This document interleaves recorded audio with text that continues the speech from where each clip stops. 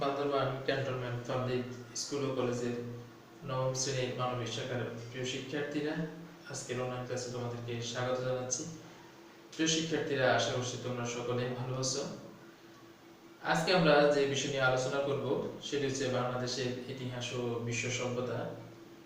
ষষ্ঠ অধ্যায়, মধ্যযুগে বাংলার রাজনৈতিক ইতিহাস।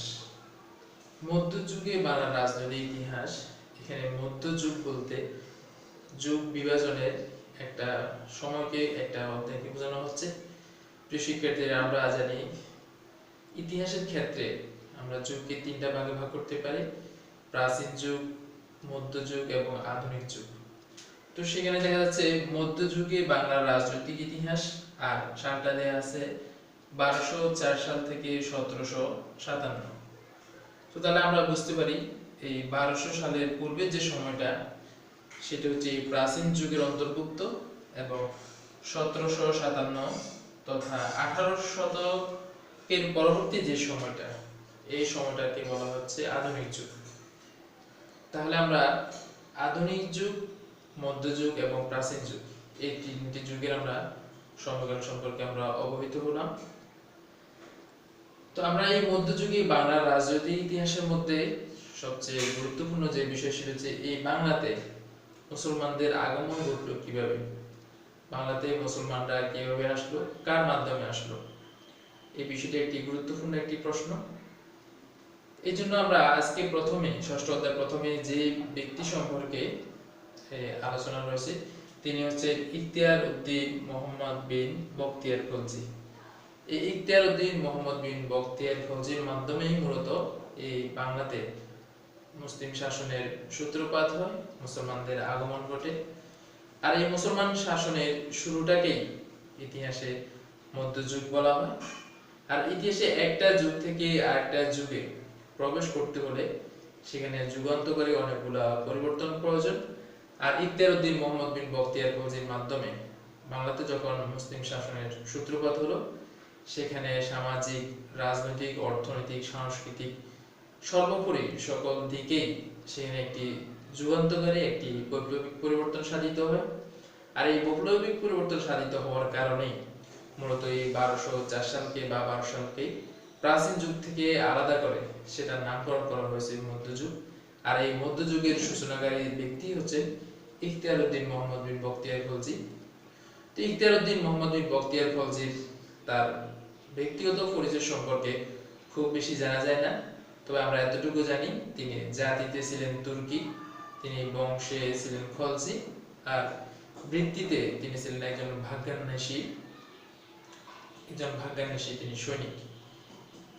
আর এই ভাগ্যান্বেষী সৈনিক তিনি 1195 খ্রিস্টাব্দে তার নিজের যে জন্মভূমি, সেই জন্মভূমি ত্যাগ করে তিনি তার নিজের ভাগ্যের উন্নয়নের জন্য, তার নিজের ভবিষ্যৎকে উজ্জ্বল করার জন্য তিনি গজনীতে আগমন করেন। আর এই সময় গজনীর শাসনকর্তা ছিলেন ঘুরি বংশের মোহাম্মদ ঘুরি। কিন্তু এই ইখতিয়ার উদ্দিন মোহাম্মদ বিন বখতিয়ার খলজির তার শারীরিক যে কাঠামো, সেই শারীরিক কাঠামোকে তৎকালীন সময়ের শাসকরা বা তুর্কিরা তাকে সৈন্যবাহিনীতে নেয়ার মতো তাকে মনে করেনি। তার শারীরিক একটি বৈশিষ্ট্য ছিল, সেটা হচ্ছে তার চেহারা ছিল কুৎসিত এবং তিনি ছিলেন খর্বাকৃতির একজন ব্যক্তি, এবং তার হাতগুলো ছিল হাঁটু পর্যন্ত লম্বা। তো স্বাভাবিকভাবে আমরা যদি বর্তমান সময়ে আমাদের যে সৈন্যবাহিনী দেখি, এরকম কোন লোককে সেনাবাহিনীতে সাধারণত নিয়োগ করা হয় না। ঠিক একই কারণে তৎকালীন সময়ে মোহাম্মদ ঘুরি, যিনি সেনাধ্যক্ষ ছিলেন, তিনি ইখতিয়ার উদ্দিন মোহাম্মদ বিন বখতিয়ার খলজিকে দেখে তাকে পছন্দ হয়নি, তিনি তার মনোযোগ আকর্ষণ করতে ব্যর্থ হন। আর এই ব্যর্থতার গ্লানি নিয়ে তিনি গজনী থেকে তিনি দিল্লিতে যান। আর দিল্লিতে তৎকালীন সময়ে দিল্লি যিনি শাসন করতেছিলেন তিনি হচ্ছেন কুতুবউদ্দিন আইবেক। ঠিক একইভাবে দিল্লিতে গিয়েও তিনি তিনি ব্যর্থ হন সেনাবাহিনীতে যোগদান করতে। এরপর তিনি বাদাউনে ভ্রমণ করেন। আর বাদাউনের তৎকালীন সময় শাসককর্তা যিনি ছিলেন তার নাম হচ্ছে মালিক হিজবরউদ্দিন। আর এই মালিক হিজবরউদ্দিনের অধীনে তিনি সেখানে মাসিক বেতনভোগী একজন সৈনিক হিসেবে যোগদান করতে সমর্থ হন। কিন্তু ইখতিয়ার উদ্দিন মোহাম্মদ বিন বখতিয়ার খলজি তিনি একজন উচ্চ বিলাসী এবং তিনি একজন প্রভাবশালী ব্যক্তিত্বে পরিণত হওয়ার জন্য তার যে পরিকল্পনা ছিল, তার যে ইচ্ছে ছিল, সেই ইচ্ছাটা তিনি মালিক হিজবুদ্দিনের অধীনে থেকে সেটাকে তিনি সাফল্যমণ্ডিত করতে পারবেন না এরকম মনে করে তিনি মালিক হিজবুদ্দিনের অধীনে যে মাসিক বেতনে চাকরি গ্রহণ করেন সেই চাকরিটা তিনি ত্যাগ করে তিনি অযোধ্যা চলে যান। আর অযোধ্যায় গিয়ে তিনি তার যে ইচ্ছা, তার যে জীবনের যে ভাগ্যায়নের যে তার পরিকল্পনা, সেই পরিকল্পনাকে তিনি সফল করতে সমর্থ হন। আর অযোধ্যা তৎকালীন সময় শাসন করতেছিলেন হুসামুদ্দিন। হুসামুদ্দিনের সেখানে গিয়ে তিনি একজন পর্যবেক্ষণকারী সৈনিক হিসেবে তিনি পর্যবেক্ষণকারী সৈনিকের দায়িত্ব লাভ করেন এবং সেখানে তিনি সফলতা লাভ করার পরবর্তী সময় তিনি হুসামুদ্দিনের মনোযোগ আকর্ষণ করতে সফল হন।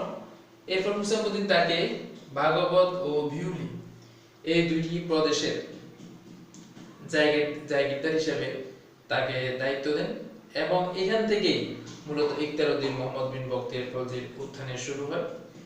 ভাগবত ও বিউলি এই দুইটি পরগনার জায়গিরদার হিসেবে তিনি যখন দায়িত্ব লাভ করেন, এরপর তিনি আস্তে আস্তে তার সৈন্য সংখ্যা বৃদ্ধি করতে শুরু করেন এবং তার এই সৈন্যদের সহযোগিতায় তিনি পার্শ্ববর্তী ক্ষুদ্র ক্ষুদ্র যে হিন্দু রাজ্যগুলো ছিল সেই হিন্দু রাজ্যগুলোতে তিনি আক্রমণ করেন এবং সেখানে তিনি সফলতা লাভ করেন। আর তার এই বীরত্বের কথা যখন চারদিকে ছড়িয়ে পড়ে তখন অনেক মুসলিম যুবক, অনেক ভাগ্যান্বেষী যুবকরা তারা ইখতিয়ারউদ্দিন মোহাম্মদ বিন বখতিয়ার খলজির সৈন্যবাহিনীতে এসে তারা যোগদান করে। আর এভাবে ইখতিয়ারউদ্দিন মোহাম্মদ বিন বখতিয়ার খলজি তার সৈন্য সংখ্যা বৃদ্ধি এবং শক্তি বৃদ্ধি করতে সমর্থ হন এবং এই সৈন্য সংখ্যা বৃদ্ধি করার পরবর্তী সময় তিনি তার পার্শ্ববর্তী দক্ষিণ বিহারের অংশ পার্শ্ববর্তী তিনি প্রাচীর বেষ্টিত এবং দুর্গকৃতি নিয়ে একটি জায়গা তিনি সেখানে আক্রমণ করেন এবং সেটা তিনি জয় করেন এবং সেটা জয় করে তিনি দেখতে পান যে সেখানে সকল ব্যক্তিবর্গ তারা মাথা মুন্ডিত এবং সেই জায়গাটি বইপত্রে ভরা। আসলে মূলত সেই জায়গাটি ছিল একটি বৌদ্ধ বিহার এবং ওই বৌদ্ধ বিহারের নাম হচ্ছে অদন্তপুরী বৌদ্ধ বিহার এবং অদন্তপুরী বিহার তিনি জয় করার পরবর্তীতে ওই জায়গার নামকরণ করেন তিনি বিহার, যে নামে আজও ওই জায়গাটি বিহার নামে আমাদের কাছে পরিচিত। এবং এই অদন্তপুরী বিহার জয় করার পরবর্তী সময়ে তৎকালীন সময়ে বাংলার যিনি শাসন করতেছিলেন তিনি হচ্ছেন তিনি ছিলেন সেন বংশের সর্বশেষ রাজা লক্ষণ সেন। আর অদন্তপুরী বিহার জয় করার পরবর্তীতে রাজা লক্ষণ সেনের যে সকল দৈবজ্ঞ পণ্ডিত এবং ব্রাহ্মণ ব্যক্তিরা ছিলেন তারা রাজা লক্ষণ সেনকে পরামর্শ দেন যে এই লোকটি যে ইখতিয়ারউদ্দিন মোহাম্মদ বিন বখতিয়ার খলজি, এই লোকটি অচিরেই আপনার নিজের রাজ্যের জন্য, আপনার নিজের জীবনের জন্য হুমকি হয়ে উঠতে পারে, কারণ এই লোকটি সম্পর্কে বা ওনার সম্পর্কে তাদের যে শাস্ত্র আছে সেই শাস্ত্রতে পূর্বার নেই এই বর্ণনাগুলো দেয়া আছে এবং শাস্ত্রে এই ব্যক্তির দেহের আকৃতি যে বর্ণনা দেয়া আছে এই বর্ণনাগুলো হুবহু ইখতিয়ারউদ্দিন মোহাম্মদ বিন বখতিয়ার খলজির বর্ণনার সাথে মিলে যায়। কিন্তু এরপরেও লক্ষণ সেন তিনি তার দ্বিতীয় রাজধানী নদিয়াতে তিনি তখন অবস্থান করছিলেন, কিন্তু তিনি নদিয়া থেকে তিনি চলে যান নাই, নদিয়া ছেড়ে চলে যান নাই, তিনি নদিয়াতে অবস্থান গ্রহণ করেন। এবং এরপরে ইখতিয়ারউদ্দিন মোহাম্মদ বিন বখতিয়ার খলজি তার সৈন্য সংখ্যা, তার শক্তি আরো বৃদ্ধি করে তিনি এক সময় এই নদিয়া আক্রমণ করেন এবং সেই নদিয়া আক্রমণ করে এই নদিয়াটা তিনি জয় করেন। তো সেখানে আমরা তৎকালীন সময় বিহার থেকে এই নদিয়াতে যাওয়ার যে দুইটি স্বাভাবিক পথ ছিল সেগুলো একটি হচ্ছে তেলিয়াগড় আর একটি হচ্ছে সিকটিগড়। এই তেলিয়াগড় এবং সিকটিগড় যে জায়গাগুলো ছিল এই জায়গাগুলা জঙ্গলাকীর্ণ এবং সেই জায়গাগুলো ছিল গিরিপথ এবং কিন্তু এই দুটি জায়গায় গিরিপথ হওয়া সত্ত্বেও সেগুলো ছিল সুরক্ষিত। কিন্তু ইখতিয়ারউদ্দিন মোহাম্মদ বিন বখতিয়ার খলজি তিনি এই সুরক্ষিত এবং এই পরিচিত জায়গাগুলো বাদ দিয়ে তিনি একটি অরণ্যাবৃত একটি অঞ্চল হয়ে তিনি নদিয়াতে আগমন করেন। এই জন্য সেখানকার যে সকল এটাকে সুরক্ষিত করার জন্য যে সকল সৈন্যবাহিনীরা ছিল তিনি তাদের চক্ষু ফাঁকি দিতে সক্ষম হন এবং তিনি অরণ্যময় অঞ্চল দিয়ে তিনি এত দ্রুত বেগে তিনি নদিয়াতে আগমন করেন, তার সাথে শুধুমাত্র 17 জন বা 18 জন সৈন্য আসতে সক্ষম হন। এবং এই প্রশ্ন হলো তাহলে তিনি মাত্র 17 জন বা 18 জন সৈন্য নিয়ে তিনি কিভাবে নদিয়া বা এই বাংলা জয় করেন? আসলে মূল কারণ হচ্ছে তিনি এত দ্রুত বেগে আগমন করেছেন, তার সাথে মাত্র 17 জন বা 18 জন সৈন্য আসতে সক্ষম হয়, আর তার বিশাল যে অংশ বা সৈন্যবাহিনীটা তারা পিছনে পড়ে থাকে। এরপর ইখতিয়ারউদ্দিন মোহাম্মদ বখতিয়ার খলজি যখন এই 17-18 জন সৈন্য নিয়ে আসছিলেন, তিনি সেটা তখন মধ্যাহ্নের সময়। এই সময় রাজা লক্ষণ সেন তিনি মধ্যাহ্ন ভোজে ব্যস্ত ছিলেন এবং তার প্রাসাদ রক্ষী যে সকল সৈন্যবাহিনীরা ছিল তারা আরামায়েশে এদিক সেদিক তারা ঘোরাফেরা করছিল। আর অন্যান্য যে সকল সাধারণ জনগণ তারা তাদের দৈনন্দিন যে সকল কার্যাবলী আছে সে সকল কার্যাবলী নিয়ে ব্যস্ত। আর রাজা লক্ষণ সেন এই ইখতিয়ারউদ্দিন মোহাম্মদ বখতিয়ার খলজিকে তার নদিয়াতে বা দুর্গে প্রবেশ করার অনুমতি দেন, এই ভেবে যে তিনি তাদেরকে একটি বণিক দল ভেবেছিলেন। তিনি ভেবেছিলেন হয়তো তারা ঘোড়া বিক্রি করার জন্য তার কাছে আসছে, এই জন্য তিনি তাদেরকে অনুমতি দেন। আর এই 17-18 জন সৈন্য নিয়ে যখন ইখতিয়ারউদ্দিন মোহাম্মদ বখতিয়ার খলজি তিনি তার প্রাসাদের রাজা লক্ষণ সেনের প্রাসাদের সামনে যান, তখন তিনি হঠাৎ করেই তার ধারারক্ষী বাহিনীদের উপর আক্রমণ করে বসেন এবং তাদেরকে হত্যা করেন।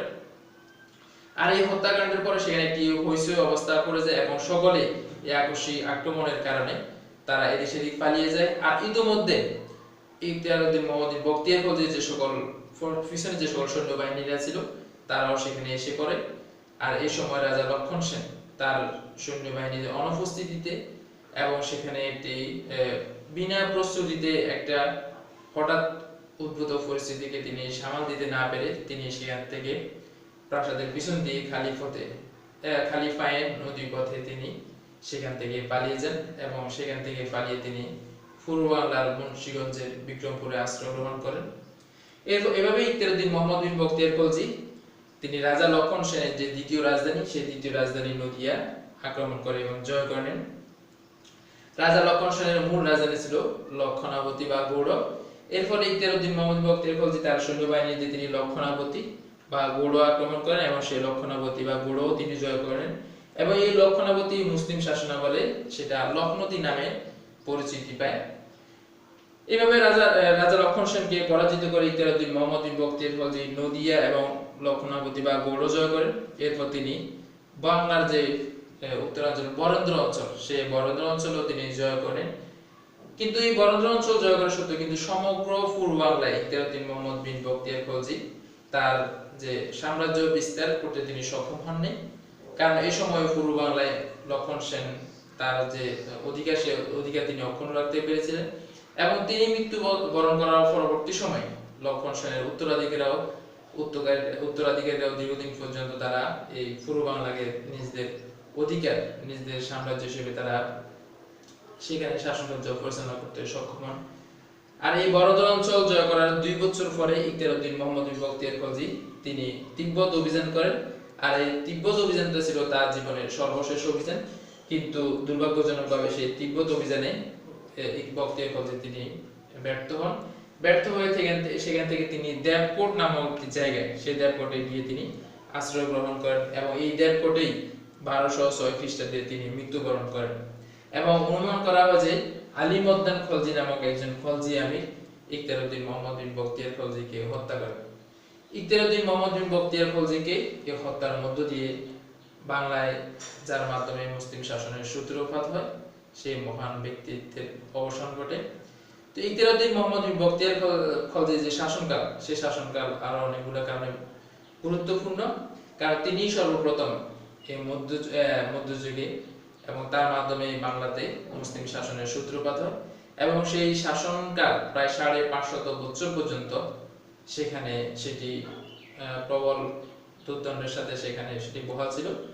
1204 সাল থেকে 1757 সাল পর্যন্ত পলাশীর যুদ্ধ এবং ইংরেজদের আগমন পর্যন্ত সেখানে মুসলমানদের শাসন প্রতিষ্ঠিত ছিল এবং তিনি সেখানে অনেকগুলা মক্তব, মসজিদ এবং আর অনেকগুলা তিনি সেখানে স্থাপত্য তৈরি করেন এবং সেখানে মুসলমানদের যে আচার আচরণ, তাদের ব্যবহার, তাদের সংস্কৃতি ইত্যাদি দেখে সেখানকার প্রচুর হিন্দু জনপদের হিন্দু জাতির অনেক লোকজন তারা ইসলাম ধর্মের এই সৌন্দর্যে আকৃষ্ট হয়ে তারা সেখান থেকে ইসলাম ধর্ম গ্রহণ করেন।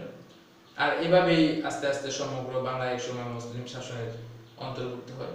সুপ্রিয় শিক্ষার্থীরা, তোমরা এখান থেকে বাংলায় মুসলিম শাসনের সূত্রপাত কিভাবে হয় সেই বিষয়টা জানতে পারলে। সুপ্রিয় শিক্ষার্থীরা, আজকে আমাদের ক্লাস এ পর্যন্তই। আগামী অনলাইন ক্লাসের আমন্ত্রণ জানিয়ে আজকে ক্লাস এখানে শেষ করছি। সবাই ভালো থাকবে, সুস্থ থাকবে। আল্লাহ হাফেজ।